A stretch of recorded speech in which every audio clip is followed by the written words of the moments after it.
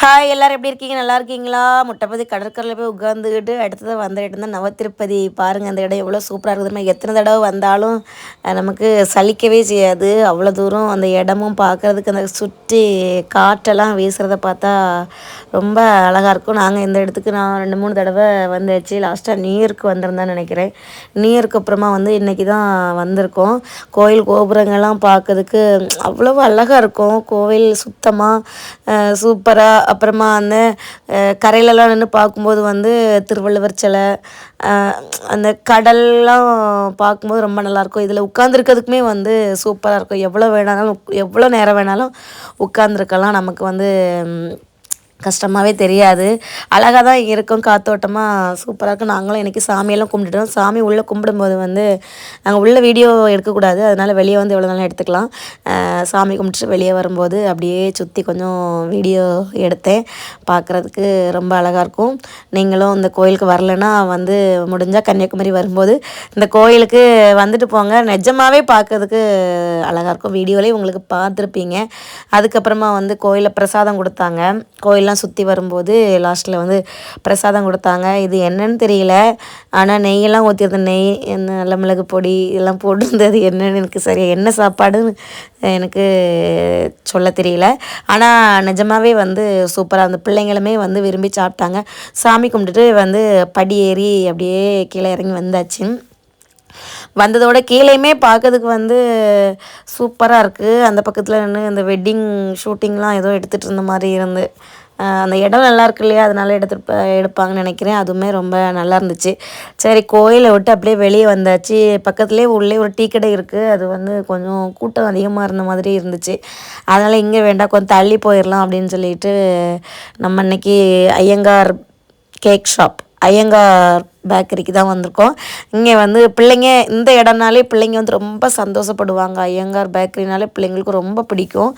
அங்கே வந்த உடனே ஒரு பீஸா வாங்கி 2 வாரம் சாப்பிட்டுட்ருக்காங்க. அதுக்கப்புறமா அவங்க 2 பேரும் மில்க் ஷேக் கேட்டாங்க. கோயில் முட்டைப்பதி போயிட்டு கோயிலுக்கு போகும்போது அவ்வளோ ரூபாய் செலவாகலை. ஆனால் இங்கே ஒரு 5 நிமிஷத்தில் அவ்வளோ ரூபா செலவாயிருந்து. எல்லாமே பிள்ளைங்க கொஞ்சம் அப்படி பெரிய பெரிய இதாக தான் எல்லாமே கேட்டாங்க. 2 பேருக்கும் ஆளுக்கு ஒரு மில்க் ஷேக். நான் எதுவுமே குடிக்கவே இல்லை. ஏன்னா குடிக்க தோணலை. எங்கள் வீட்டுக்காரங்க ஒரு பப்ஸு கேட்டுறேன், பப்ஸு இல்லைன்னு சொன்னாங்க. அதுக்கப்புறமா காலிஃப்ளவர் பக்கோடா இருக்கான்னு கேட்டிருந்தேன், அதுவும் இல்லைன்னு சொன்னாங்க. சரி, அப்போ எதுவுமே வேண்டாம், நான் கொஞ்சம் பீஸா சாப்பிட்டு பார்க்கலாம் அப்படின்னு சொல்லிட்டு கொஞ்சம் தான் வாயில் எடுத்து வச்சு பார்த்தேன். எப்படி தான் இதெல்லாம் சாப்பிட்றாங்களோ தெரியாது. நமக்கு பிடிக்கல, ஆனால் எல்லாத்துக்கும் பிடிச்சிருக்குல்ல, சரி பரவாயில்ல. ஆனால் பிள்ளைங்களுமே விருப்பப்பட்டு அதான் வாங்கி சாப்பிட்டாங்க. ரொம்ப டயர்டாக இருந்துச்சு. வீட்டிலேருந்தே ஒரு 5 மணி போல் தான் கிளம்பியிருப்போம்னு நினைக்கிறேன். 5 மணி கிளம்பி 5:30 அங்கே போய் சேர்ந்துட்டு அதுக்கப்புறமா 6-6:30 அங்கேருந்து கிளம்பி அதுக்கப்புறமா இங்கே வரும்போது மணி 8 மணிக்கிட்ட இருக்கும்னு நினைக்கிறேன். ஆமாம், 8 மணி ஆகிட்டு. வர வழியில் எங்கள் அப்பா கடைக்கு போயிட்டு எங்கள் அப்பாட்ட பேசிட்டு அப்படியே கொஞ்சம் காயெல்லாம் வாங்க வேண்டி இருந்துச்சு, காய்கறிலாம் வாங்க வேண்டி இருந்துச்சு. அதனால் வாங்கிட்டு வரும்போது பார்த்திங்கன்னா எப்போவுமே இதில் ஒரு மைக் இருக்கும். மைக் வச்சு பேசுகிறேன், அப்போ தான் நல்லா கேட்கும் அப்படிங்கிறதுக்காக பாருங்கள். இப்போ மைக்கை காணலை. எல்லா இடமும் சுற்றிட்டு வரும்போது மைக்கு எங்கேயோ மிஸ் ஆகிட்டு ரொம்ப கஷ்டமாக இருந்து.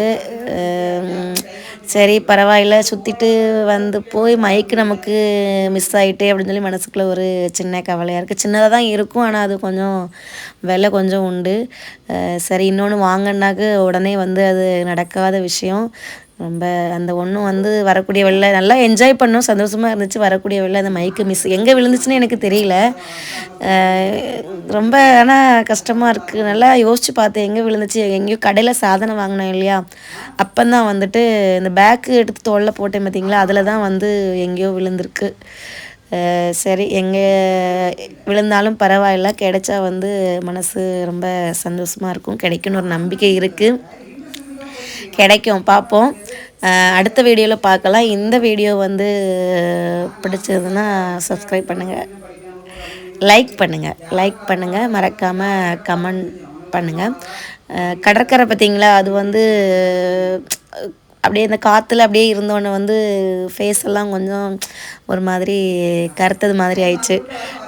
கண்மொழியெல்லாம் ஒரு மாதிரி லைட்டாக கொஞ்சம் ஒரு தூக்கத்துக்கு கண் ஒரு மாதிரி இருந்த மாதிரி இருந்து. டாட்டா பாய்.